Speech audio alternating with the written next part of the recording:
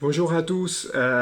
Aujourd'hui, je ne vais pas vous parler d'histoire ou de géopolitique comme je le fais d'habitude dans ces petites vidéos. En fait, si, mais je vais le faire indirectement. Je voulais surtout vous parler de l'actualité et rebondir un petit peu sur ce qu'on peut lire, voir et entendre beaucoup dans les médias actuellement.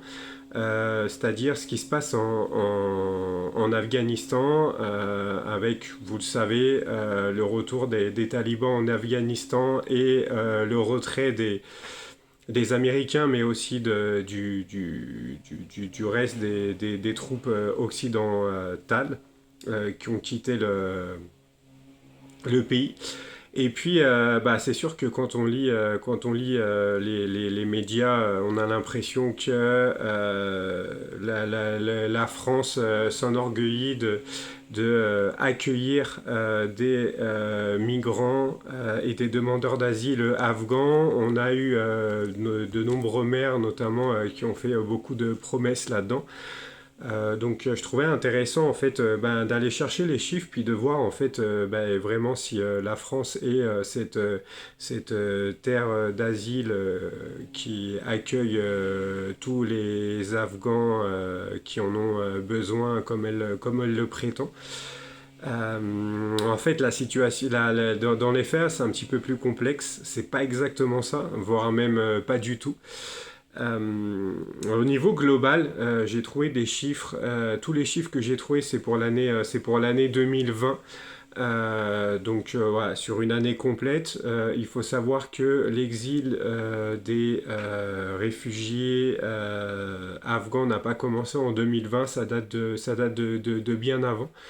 Moi perso, la guerre en Afghanistan a commencé quand j'étais au lycée et voilà, j'ai l'impression que j'ai toujours un petit peu grandi avec ça. Et toutes les années, il y a toujours des Afghanistans qui fuyaient le pays. Les talibans, j'en entends tellement parler que voilà, je suis né, l'URSS existait, l'URSS s'est effondré, mais les talibans, je ne sais pas si un jour je les verrai comme l'URSS, c'est-à-dire en me disant c'est quelque chose que j'ai connu et qui n'existe plus. C'est comme, ça fait des années que j'ai l'impression que je vis avec. Enfin bref, tout ça pour vous dire que la situation en Afghanistan, elle n'a pas démarré ni en 2020 ni en 2021. Ça fait des années que ça existe. Néanmoins, là, faut bien s'arrêter et faire une petite photographie de l'existant. Puis cette photographie, ça va être celle de l'année dernière, 2020, du coup, qui est une année complète. Et alors en 2020, on a l'ONU qui nous dit que les Afghans sont la première diaspora au monde, liée justement aux réfugiés en fait, des gens qui ont quitté pour des raisons de guerre, de demande d'asile, etc. La première communauté, donc c'est les Afghans, suivis des Syriens et du Venezuela. Des Vénézuéliens, excusez-moi. Euh, Parmi les Afghans, 55% des personnes qui ont des demandeurs d'asile qui ont quitté le pays en 2020 n'ont fait que traverser la frontière et sont allés de l'autre côté, au Pakistan. Ça représente quand même 1,5 million. Faut se représenter ce que peut être 1,5 million de personnes qui vont dans un pays comme le Pakistan. Le Pakistan n'est pas. C'est un oxymore si je vous dis que le Pakistan n'est pas le pays le plus riche du monde, n'est pas le pays le plus stable politiquement non plus du monde. Donc 1,5 million de personnes dans un pays comme le Pakistan, ça peut vous déstabiliser un pays et vous faire effondrer une économie. Donc c'est pas rien, c'est même énorme. On a la deuxième destination du coup des demandeurs d'asile afghans, c'est pas bien loin non plus, c'est l'Iran. Ça représente 800 000 personnes, un peu moins de 800 000 personnes. Là encore, l'Iran est un pays sous embargo qui subit un petit peu des sanctions économiques de la part des États-Unis, de l'Union européenne, d'un peu tout le monde, notamment à cause de du traité justement anti-prolifération des armes nucléaires. Mais voilà, l'Iran n'est pas non plus un pays qui va très bien économiquement. Néanmoins, ils ont quand même accueilli, pas tout à fait 1 million, mais 800 000 réfugiés afghans. Ils n'étaient pas forcément obligés de le faire. On n'est pas certain qu'ils avaient non plus les moyens matériels et économiques de le faire. Donc voilà, on peut dire que l'Iran et le Pakistan, mine de rien, en termes humanitaires, ont fait le boulot puisque ce sont eux qui accueillent 85% des réfugiés afghans en 2020. Voilà, je pense que si on devait tirer notre chapeau à des pays, plutôt que de s'enorgueillir des promesses vaines du maire de Clermont ou de Bordeaux, etc., on pourrait commencer par tirer notre chapeau au Pakistan et à l'Iran, qui font le boulot malgré des problèmes économiques, politiques, etc. Toujours d'après du coup les chiffres de 2020, l'Europe a accueilli moins de 13%, l'Europe dans sa globalité, hein, a accueilli moins de 13% des réfugiés afghans. Et sur ces 13%, l'Allemagne à elle seule en a accueilli la moitié. Euh, donc, euh, donc voilà, là pareil, ça donne une petite idée de qu'est-ce que représentent vraiment ces réfugiés afghans pour la France. Est-ce un danger?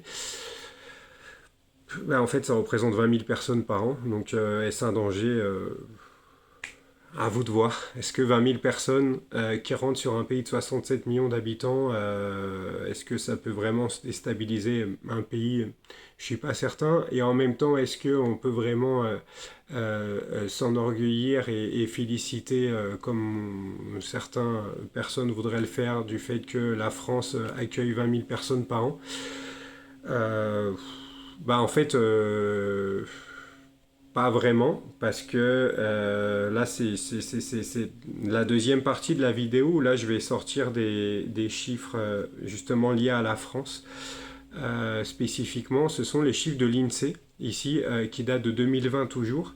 Et donc l'année dernière, sur toute l'année, il y a eu 300 000 nouvelles demandes alors soit de visa, soit de demandes d'asile qui ont été faites pour l'année. Donc vraiment d'immigrés, de gens qui sont rentrés sur le pays, mais de manière, je dirais, légale, hein. On ne parle pas de l'immigration clandestine ici.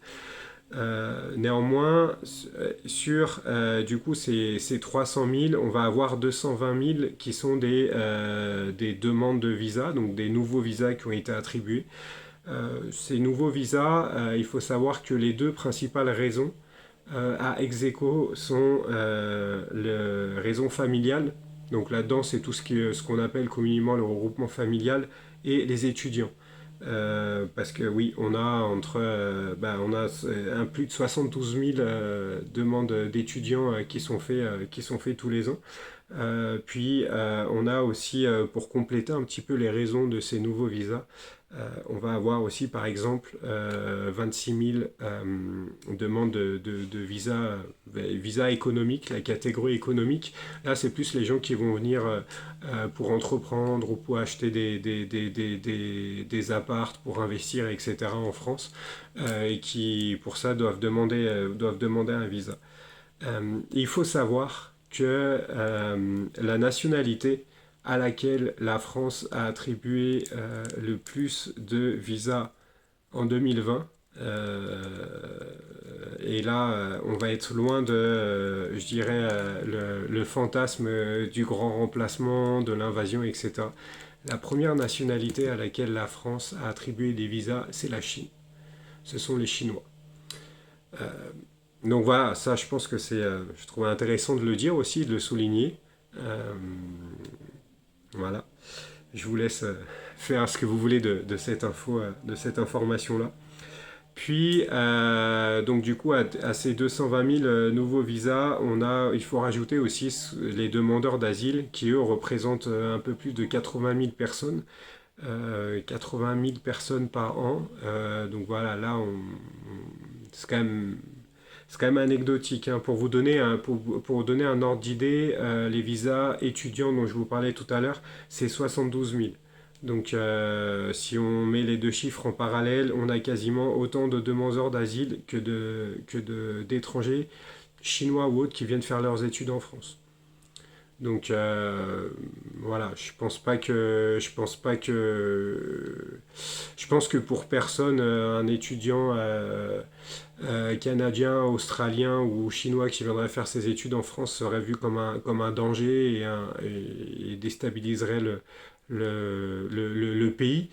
Euh, Ces étudiants peuvent être aussi sénégalais, turcs ou algériens, peu importe, mais si les étudiants, si je veux dire 72 000, et l'arrivée de 72 000 étudiants par an ne déstabilise pas le pays, je vois pas en quoi 80 000 demandeurs d'asile, qui a à peu près le même chiffre, le ferait.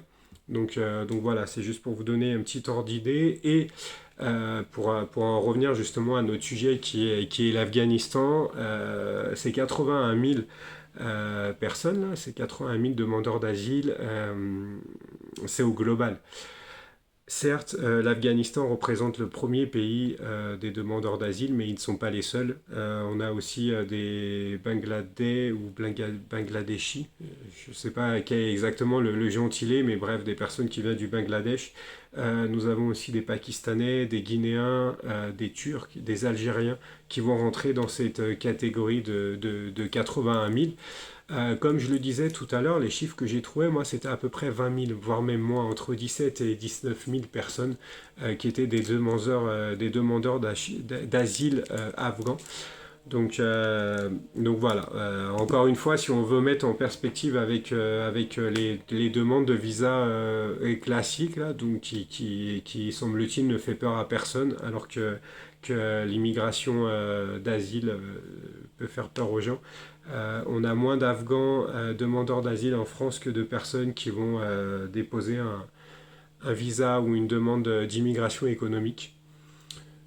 Donc voilà, ça permet de remettre un petit peu les choses en perspective. Je trouvais intéressant de vous partager un petit peu tous ces chiffres-là que j'ai relevés. J'ai un peu fouillé le web de mon côté pour aller les relever. Je tenais à vous en parler parce que ça me tenait à cœur l'immigration d'une manière générale, puis un peu la géopolitique des réfugiés et comment aussi se crée une diaspora. C'est des sujets qui m'intéressent, sur lesquels j'ai quand même travaillé, notamment pour ceux qui me connaissent et qui l'ont lu là, via Bien paraître, mon deuxième roman qui est sorti l'année dernière et bah, lui qui traitait de ces sujets-là, ces sujets de l'immigration et de la diaspora, même s'il le faisait pour l'Italie, pour les Italiens, mais ouais, je me suis beaucoup intéressé un petit peu à tout ça qu'est-ce qui peut pousser justement des habitants d'un pays à migrer, à aller à l'étranger, etc. Donc voilà, je me suis dit, bah, pourquoi pas faire cette petite vidéo justement sur l'Afghanistan là maintenant. Bah écoutez, j'espère que ça vous a plu, j'espère que vous avez appris des choses, que ça va vous donner matière à réfléchir ou peu importe, au moins que vous n'auriez pas passé un mauvais moment. Bah, n'hésitez pas à partager cette vidéo et puis pour ceux qui me suivent, petit instant, ça va être le petit instant auto-promo là maintenant. Mon dernier roman vient de sortir, il s'appelle La fin de leur monde. Ça va parler d'un autre phénomène qui lui aussi pourrait créer de l'immigration dans les années à venir, à savoir le réchauffement climatique. Je parle d'ailleurs du phénomène des réfugiés climatiques à un moment donné, donné dedans. Donc, vous voyez, tout est interrelié. Mais voilà, la fin de leur monde, du coup, vient de sortir. C'est tout frais, il y a juste quelques jours. Si ça vous intéresse, je mettrai le lien pour se le procurer en description de cette vidéo. Pour le moment, il n'est que sur Amazon, mais il devrait arriver d'ici quelques semaines sur les autres plateformes. Mais ouais, je vais mettre les liens pour l'acheter sur Amazon. Pour ceux qui veulent l'acheter ailleurs, je vous redonnerai des nouvelles très rapidement. Patientez un petit peu, il arrive. Sur ce, je vous souhaite une bonne fin de journée et je vous dis à bientôt.